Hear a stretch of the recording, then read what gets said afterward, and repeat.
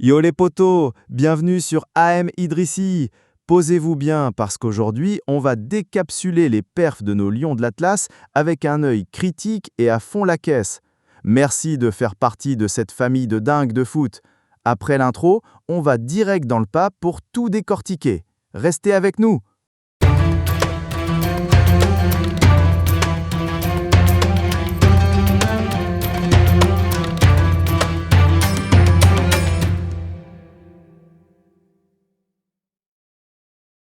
À l'étranger, il parle bien du parcours des jeunes lions de l'Atlas à la Coupe du Monde junior au Chili. Des journaux, des chaînes de télé et des sites sportifs kiffent grave leur niveau et leur mythe qualification en huitième de finale. Même des médias latinos, genre Olé d'Argentine, ont écrit que leur victoire contre les États-Unis montre que le foot marocain est au top grâce aux investissements et aux infrastructures. Ils disent que le Maroc va même peut-être organiser la Coupe du Monde en 2030. Le journal chilien La Tercera a aussi parlé des Marocains en disant qu'ils ont battu un cador, les USA, qui avaient fait un max de buts en poule. Et Football Red de Colombie a carrément appelé le Maroc le Maroc des merveilles.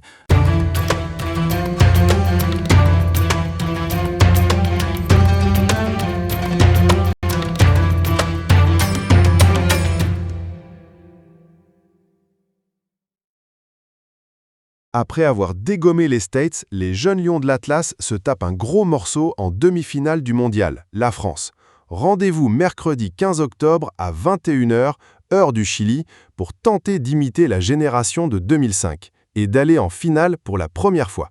Les Marocains ont vraiment fait un super boulot en poule et leur 3-1 contre les US, c'était UF. Ça rappelle direct l'épopée de 2005. En plus, c'est un remake de la demi-finale de la Coupe du Monde des A du Qatar, donc on sent qu'ils vont avoir un peu la haine et tout donner pour se venger et aller en finale. En face, les Bleus se sont qualifiés avec 2 buts de Boisbré, les Marocains avec le but de Rasmussen ont essayé de revenir, mais ils n'ont pas réussi. Ça promet une demi-finale de folie entre les deux équipes. Les nôtres y sont chauds et y croient grave en leur potentiel, malgré que la France se soit un gros morceau avec plus d'expérience. Ils vont tout faire pour se qualifier pour la finale.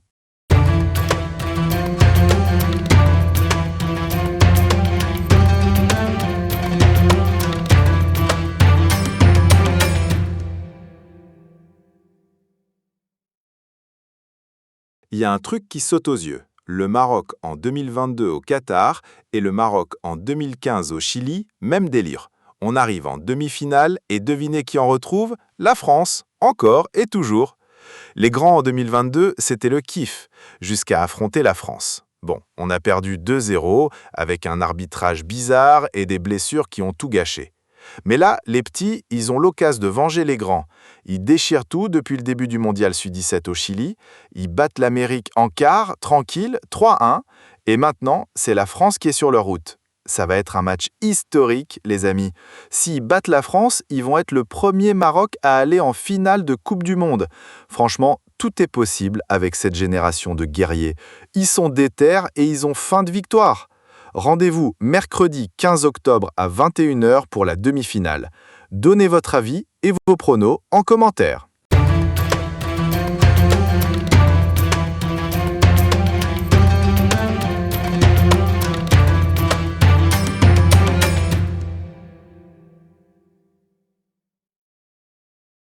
Alors, apparemment, les Lions de l'Atlas pourraient se frotter à l'Argentine à Tanger encore une fois. Ça rappellerait le match avec Hervé Renard, tu vois. L'équipe du Maroc avait lancé l'idée de jouer à Tanger contre l'Albi Céleste. Apparemment, après que Brésil, Nigeria et Sénégal aient refusé de les rencontrer à Singapour. On dirait que Regragui a même fait quelques clins d'œil à cette possibilité. Ça te dit quelque chose, ça, comme choix ?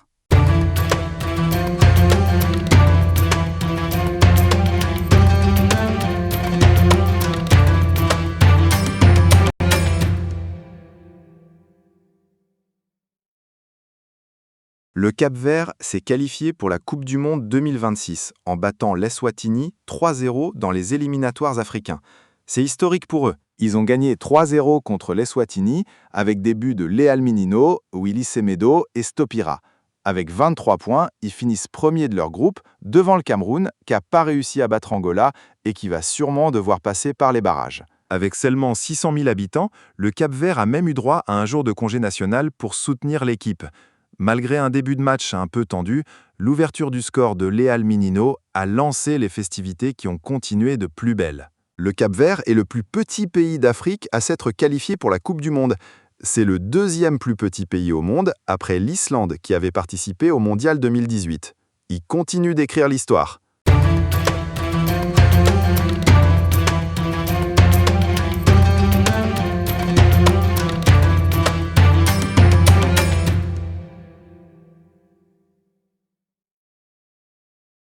Et voilà les potos, c'est tout pour cette émission.